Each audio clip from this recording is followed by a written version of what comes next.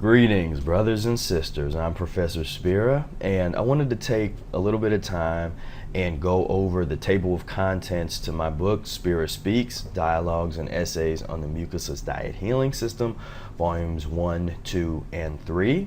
And first and foremost, I want to say how happy I am to hear the wonderful reviews and comments from people that have already read the book and told me that it's helped them get over certain health humps or helped them just gain a better understanding of what the mucusless diet is all about. And that's exactly what the purpose of this book really is. First, we come to what others are saying about my writings, and always happy to see people saying nice things, obviously, but I'm really happy to see the kind of progress that folks are able to make after they check my book out. Because as most of you know, I'm sure, there is no one magic bullet book. We all have various books that have helped us along in our journey. And with this particular publication, I wanted to try and fill in gaps that I noticed are there that many other books and writings that I've come across really do not address much of what I try to address in my book. So here we go with the title page. Now we're to the table of contents. So we have acknowledgments, dedication, and preface. Then we get to volume 1, fundamentals. And this volume is basically the nuts and bolts of what you need to know about the mucusless diet, about healing, health. This is the stuff that people of all ages, of all skill levels, and experience with diet really can benefit from this. And that's what I've heard with people that are some of the most advanced and studied, well-educated diet practitioners found this section to be just as informative and helpful as anything else. But this really is the basics that everybody could stand to learn. So we got chapter 1, introductory essays about sustaining a mucusless lifestyle. And mucusless lifestyle is really the theme that goes throughout the entire book. And that's the thing that I saw lacking the most in any literature that I came across, was how does one practice the mucusless diet healing system as a lifestyle? Goes beyond just knowing the right and wrong foods to eat. It's how do you deal with your parents? How do you deal with your children? How do you deal with friends and family and social issues, peer pressure to eat pus and mucus? You have to actually shift your way you think, shift your paradigm, and as you clean, the cleaner you get, that happens anyway. What this can do is kind of help guide you in that process so that you can not run into as many obstacles as those that came before you have. It's like we already gone through it. Here is cliff notes of what we've experienced, so you don't have to go through that. So we have a profound transition, testimonial of Professor Spira. Of course, this is my own personal transformation. These two pictures were taken 1 year apart, and many of you maybe already seen some of these pictures and stuff, so I kind of tell my story here. Yes, that is me with the turkey leg. And this is me at 280 pounds, drunk in a college dormitory. And so yeah, so you can check that out. But so what do we need to eat? An introduction to the Mucusless Diet Healing System. Here I begin the conversation about interrogating what we truly need to eat in order to function, in order to cleanse, in order to heal. And my proposition is that when you're dealing with Western dietetic theory or Western medical science, when it comes to healing, they don't really know the first thing about healing chronic illness. They don't really know the first thing about what the body is designed to eat. Some folks might, but at this moment in time, the paradigm is such that everything is completely backward when it comes to what is the human body biologically meant to eat, and so that's again another theme that goes throughout the book. But here we ask that question and we begin to examine things through the filter of the Mucusless Diet Healing System. That's really the key here, is we are examining diet, life, spirituality, psychology. We're examining everything we can through this consciousness, through consciousness of the Mucusless Diet Healing System. And what that does is it totally changes the way that you see many of these other subjects.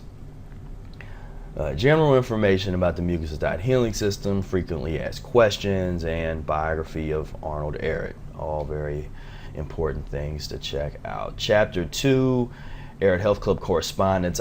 This was the first writings that I ever wrote about the Mucusless diet, and I did it in an online health club that is no longer in existence.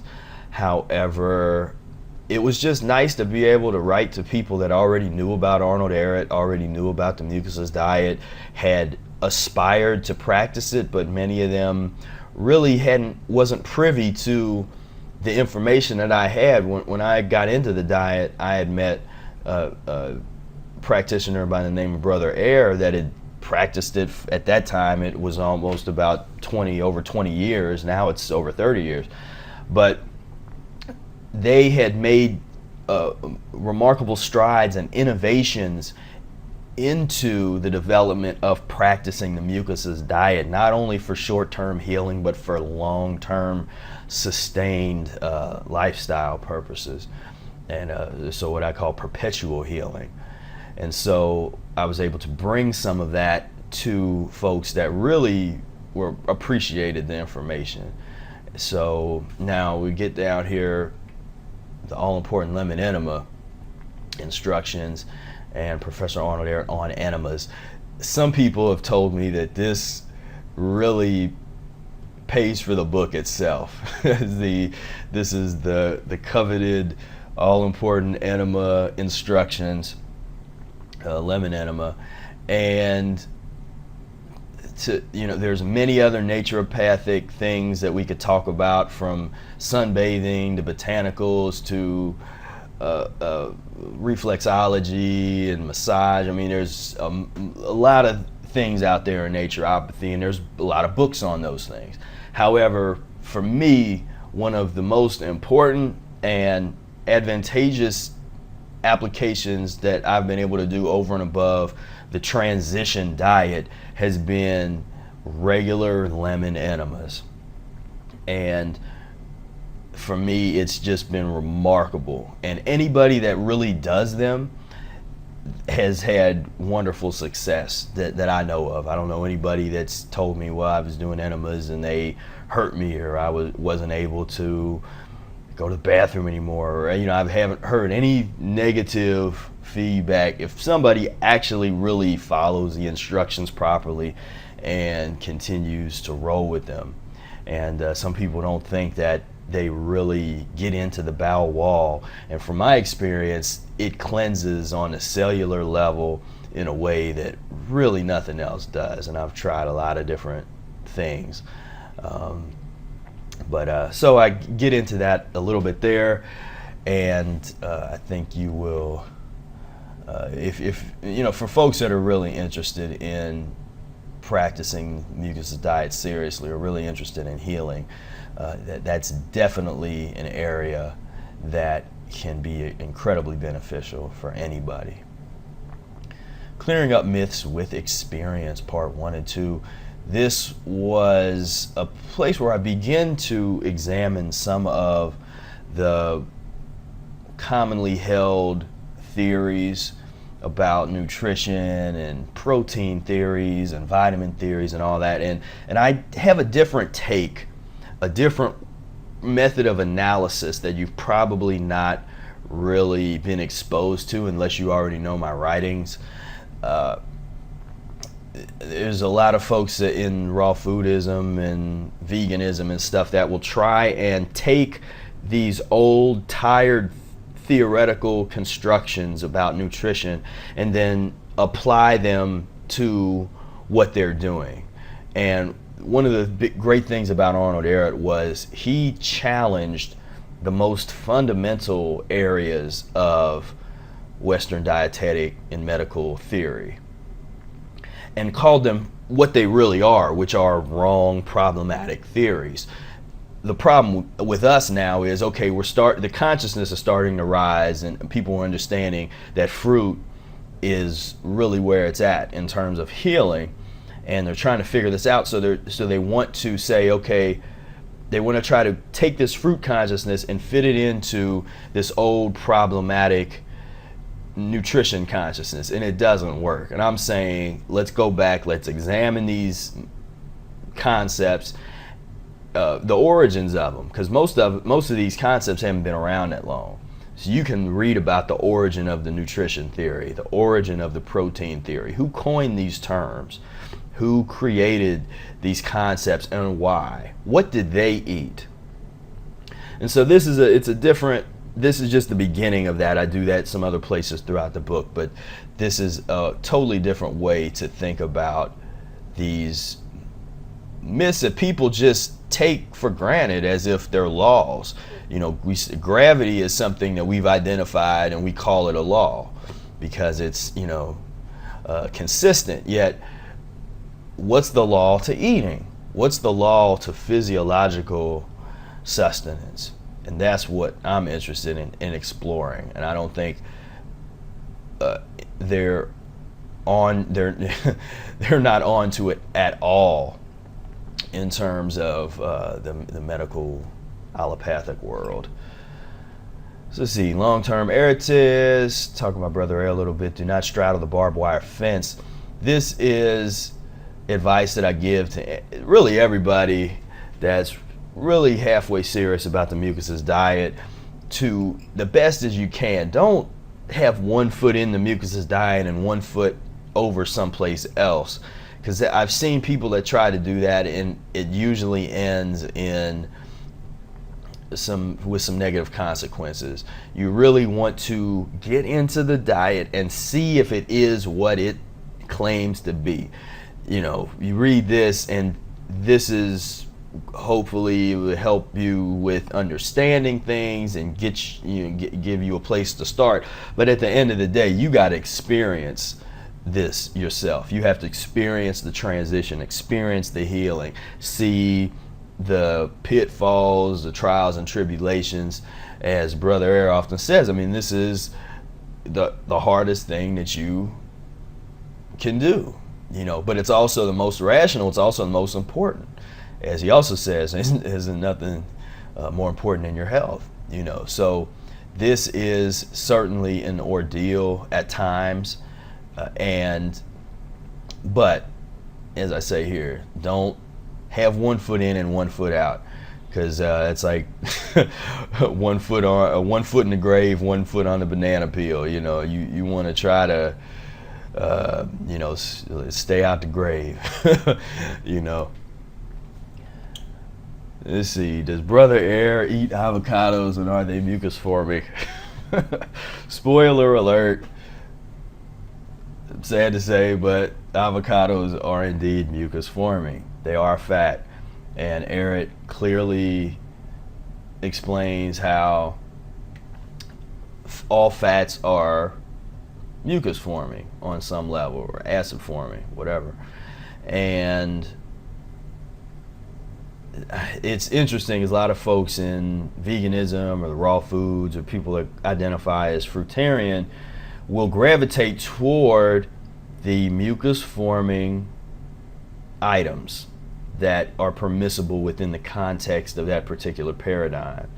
So nuts, seeds, your avocados, all these things, what people gravitate toward, and they get comfortable with them, and they think that they can eat them for the rest of their life as if it's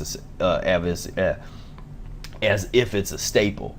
And we're saying here, no. In fact, avocados are probably something that take Brother Ayer's advice. He says don't even eat them at all. Don't even get into them, especially if you're not already into them, because they're incredibly addictive.